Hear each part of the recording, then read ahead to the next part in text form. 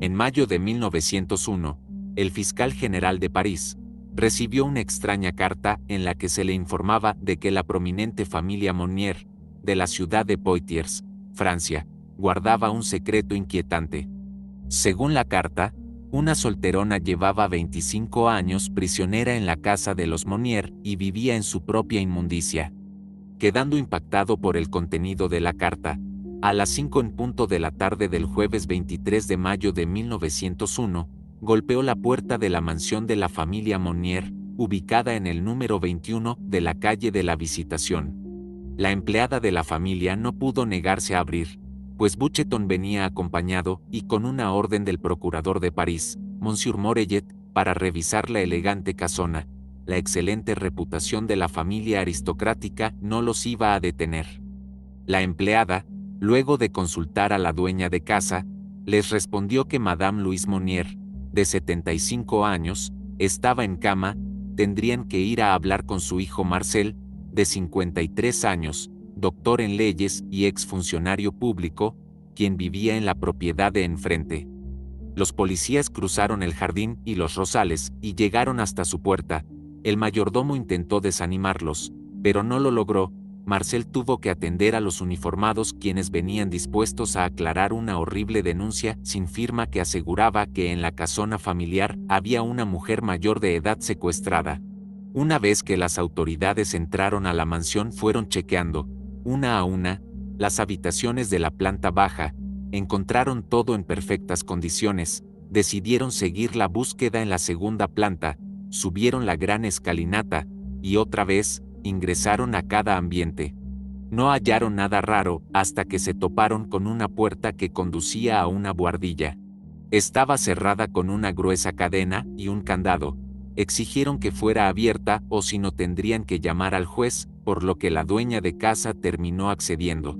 Al entreabrir la vieja puerta de madera, un hedor nauseabundo llegó a sus fosas nasales. Los agentes intentaron contener la respiración, pero el hedor era mayor y tenían ganas de vomitar.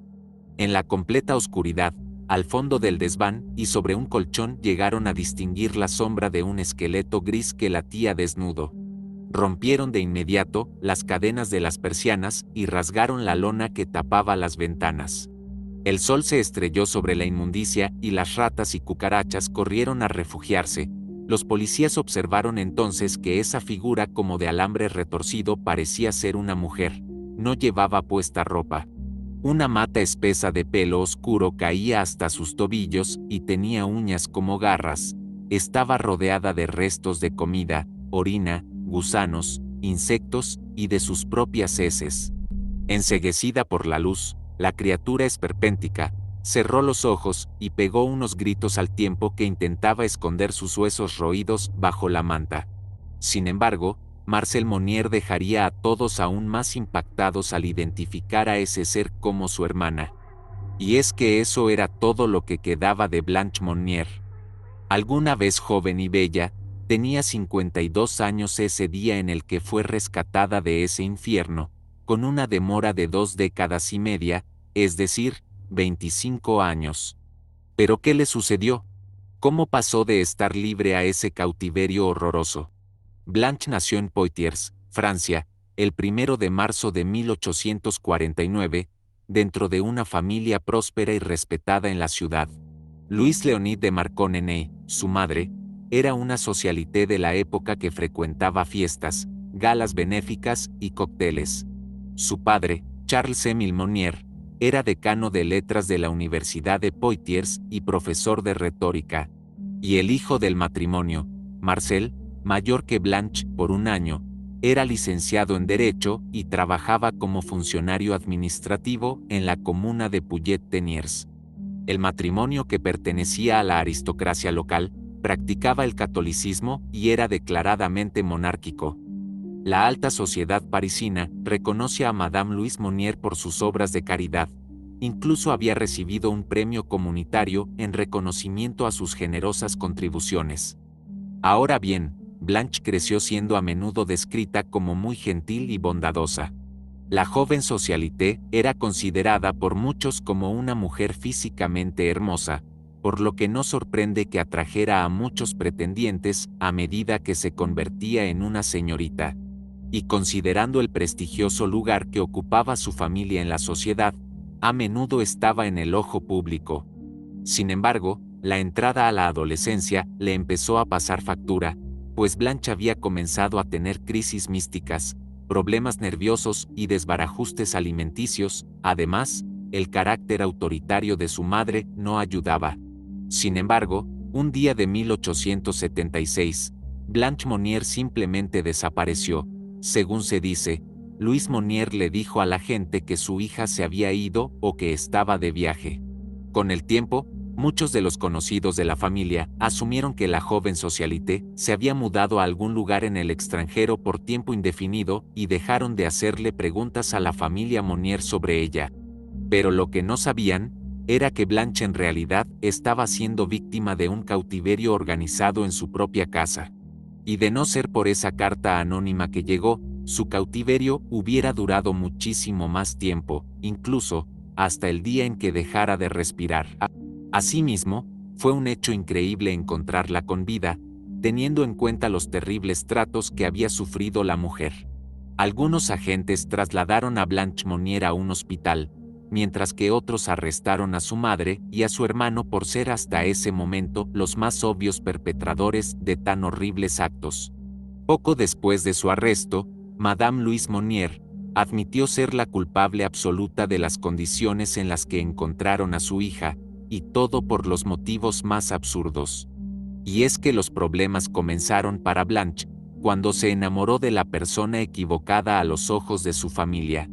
Aunque había tenido varios pretendientes, ella escogió a un abogado protestante y republicano, que le llevaba muchos años. El hombre vivía en una casa cercana y estaba en bancarrota. Era todo lo opuesto a lo que Louis y Charles pretendían para la bellísima joven. Cuando a los 26 años Blanche les anunció que tenía la intención de casarse con él, sus padres, espantados, se opusieron. Sin embargo, a Blanche no le importaba nada, solo quería estar con ese hombre al que su familia tanto despreciaban.